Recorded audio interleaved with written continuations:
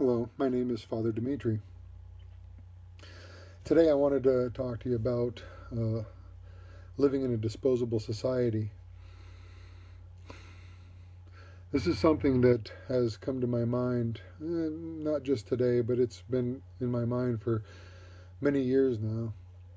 Today we have so many marriages that end because we fall in love and we think that sex and intimacy is what's going to bind us together.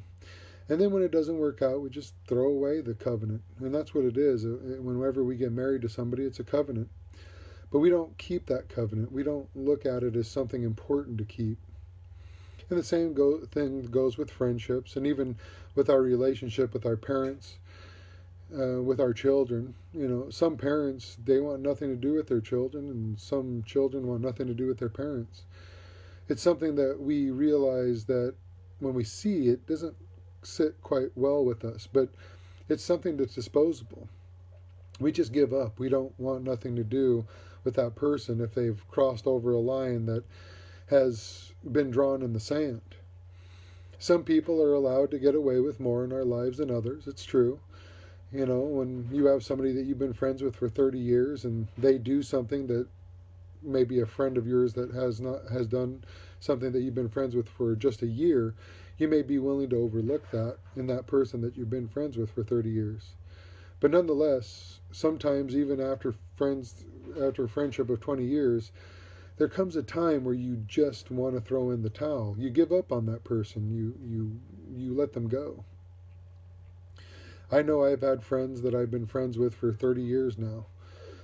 Since I was a child. There's 2 or 3 guys that I'm very close to. I love them like my brothers. And I feel that I'm going to be friends with them for the rest of my life. But there was other guys growing up. It was those guys that were, you shake their hands, you hug them, you say, we're going to be bros forever. And something happens, whether it's big or something small, you fall out, you have a falling out, and the friendship ends. And it's sometimes very painful in that aspect. And because it seems like everything and everybody in our society has become disposable. Nothing's very important anymore to keep loyal to or have honor and to strengthen.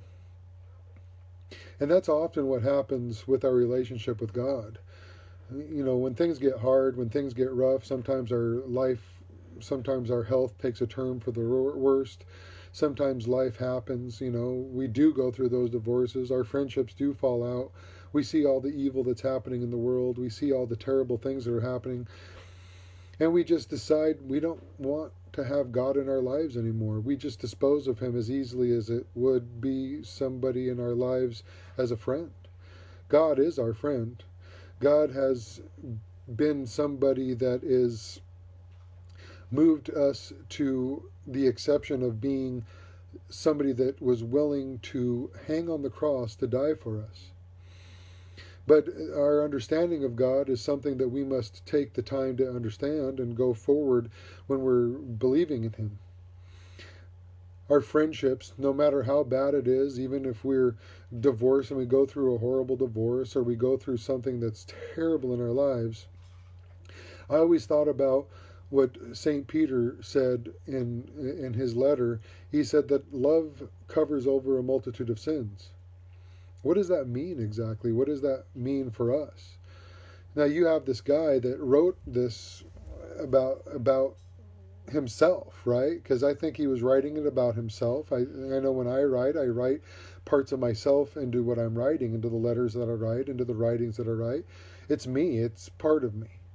And as I'm writing those things, I look back to see what St. Peter wrote, and he says that love covers over a multitude of sins. This was a guy that denied one of his best friends, the person that he called Lord, the person that confessed that he was the Son of God. And he denied him. But because of Jesus, because of that mercy that he had, he looked over that offense. And when Jesus was hanging on the cross, when he was nailed to the cross, he said, "Forgive them, for they don't know what they do." In my opinion, I don't think he was just talking about the Romans or the Jews. I think he was talking about everyone. I think he was asking his Father to look over everybody's offenses, because that moment in time in history, that moment in time in the finite existence that we have, revolves around everything from the beginning of creation until his return. That moment in time was where God thought about every one of us by name. It was me that pushed down the crown of thorns. It was me that hammered in the nail into his wrists. It was me. And as he was hanging on the cross, he asked God to forgive us for the things that we did, for the things that we caused in order for us to be forgiven, to have a relationship with him. When we have a relationship with somebody, even if we don't want to ever talk to them again, even if we have a falling out, we need to get to this point in our lives where the scars will all but fade away. The scar will be there, the scar will be a little bit there, but if you have any sort of animosity, any sort of hatred, anger, or anything that goes on in your life over that person, you need to readdress those things with God. We all do. We all go through those times of where we wonder if we've forgiven that person, if we've looked over the multitude of sins that they've committed against us.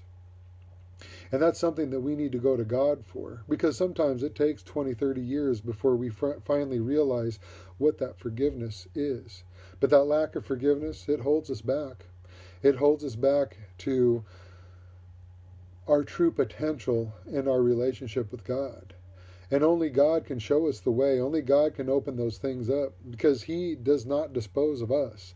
No matter how sinful, no matter how evil, no matter how deplorable we become, he doesn't dispose of us. He doesn't throw us off to the side. He doesn't put us into a place where we are never going to see him again. While we're here on earth, while we still draw breath, God gives us that grace. God gives us that mercy that we need to have a chance to come to him.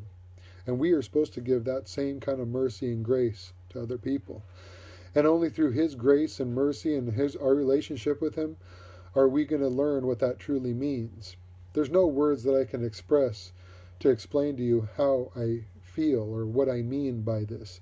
That's something that we all must go to God on our own terms with and ask God to help us to forgive those people that we just don't know if we can forgive, so we can go forward and not have anything holding us back from our true potential of peace. So I hope that this has blessed you. I hope that you are strengthened. I hope that if there's somebody that you haven't forgiven, you go to God and ask him to teach you how to forgive them, so that there's nothing holding you back between you and your true potential of love, peace, and mercy. So may the Lord bless you and protect you always, and I hope you're strengthened. Trust in the Lord with all of your heart and lean not on your understanding.